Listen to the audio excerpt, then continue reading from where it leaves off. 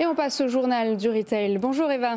Bonjour Noémie. En début de semaine, la ministre en charge du commerce, Olivia Grégoire, annonçait le lancement d'un panier anti-inflation, peut-être pour début mars. Certaines enseignes ne l'ont pas attendu. Alors ça ne s'appelle pas panier, mais cela y ressemble fortement. Oui, exactement. Et ce n'est pas sans surprise qu'en janvier, l'inflation a atteint plus 6% sur un an. C'est une première estimation publiée cette semaine par l'INSEE. Et c'est dans ce contexte qu'Olivia Grégoire a détaillé les détails de ce panier anti-inflation qui devrait voir le jour en mars pour 3 mois. Alors, ce sont 50 produits du quotidien et de bonne qualité à prix bas. Les distributeurs pourront choisir leur panier en s'engageant sur un prix national maximal. Un panier qui sera sur la base du volontariat des distributeurs.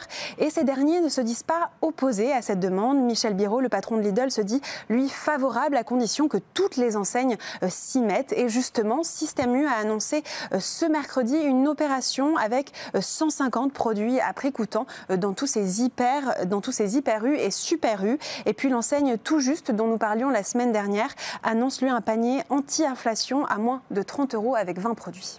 Et puis l'enseigne néerlandaise à bas prix, Zeeman, ouvre un nouveau concept de magasin à Paris. Oui, Zeeman veut renforcer sa présence en Île-de-France et à Paris intramuros avec donc ce nouveau concept qu'ils appellent 3.0. Déjà présent dans une galerie marchande près d'Ivry, ici il s'agit d'une surface commerciale de 240 mètres carrés dans le 19e arrondissement. Alors avec ce magasin, l'enseigne néerlandaise s'éloigne de son modèle habituel et de ses 304 magasins traditionnels situés pour la plupart du temps en périphérie de villes moyennes. La marque est en pleine expansion et compte ouvrir entre 22 et 25 magasins donc sur ce même concept d'ici à l'année prochaine. Et autre actualité, Amazon commence à faire payer des frais de livraison à ses abonnés Prime. Oui, c'est la livraison d'Amazon Fresh qui augmente aujourd'hui. La livraison ne sera plus gratuite si le panier n'atteint pas 150 $. Comptez presque 10 $ si le panier de course est en dessous de 50 $. Alors pour rappel, les abonnés bénéficiaient auparavant d'un service entièrement gratuit et illimité. Or, le géant du e-commerce doit faire des économies. Amazon a vu son bénéfice net baisser de 9% sur un an au 3e trimestre 2022. Andy Jassy, son directeur général, a annoncé le plus grand plan de suppression de postes de son histoire avec 18 000 licenciements à travers le monde.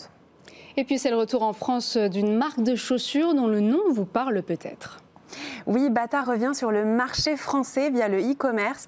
Pour rappel, la marque avait quitté le marché français en 2016. 47 de ses 72 magasins avaient été repris par d'autres marques, notamment par Courir, Yves Rocher ou encore Etam. Et c'est le 15 décembre dernier que Bata a lancé son e-shop en France et offre la livraison des 49 € d'achat. L'ouverture de ce nouveau site, après celui lancé en Espagne, leur permet d'enrichir leur offre en Europe. Aucune ouverture en boutique cependant n'est prévue pour l'instant en France. La marque reste très présente pourtant à l'international et détient 5300 points de vente dans plus de 70 pays. Voilà, donc le retour de Bata dans l'Hexagone. Merci beaucoup Eva Jaco. Dans un instant, on va retrouver notre expert dans le Focus. On va continuer de parler des centres commerciaux.